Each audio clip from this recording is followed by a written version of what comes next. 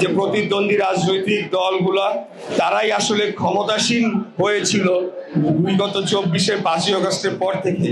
এখন যেহেতু একটা নির্বাচনের মাধ্যমে রাজনৈতিক ক্ষমতার পট পরিবর্তনের সময় চলে এসেছে, তারা ক্ষমতাচ্যুত হওয়ার ভয়ে যেহেতু তাদের ক্ষমতা চলে যাবে, সেই কারণে আমার মনে হচ্ছে যে তারা যে কোনো মূল্যে নির্বাচনের আগে একটা সাংঘর্ষিক পরিস্থিতি তৈরি করতে চাচ্ছে, যাতে শেষ বেলায় গিয়ে তারা বলে যে আমাদের লেভেল প্লেইং ফিল্ড নাই, আমরা নির্বাচনে যাব না, নির্বাচনটা বানচাল করা যায় কিনা।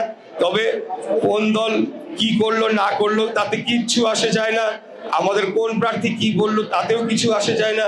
এমনকি প্রার্থীদেরকে যে হত্যা করা হয়েছিল তখন আমি বলেছিলাম আমাদের আরো অনেককেও যদি হত্যা করা হয় তাতেও কিছু আসা যায় না, কারণ আগামী নির্বাচনটা হচ্ছে 20 কোটি মানুষের ভবিষ্যতের নির্ধারণের নির্বাচন। আগামী নির্বাচনটা হচ্ছে বাংলাদেশের ভবিষ্যৎ নির্ধারণের নির্বাচন।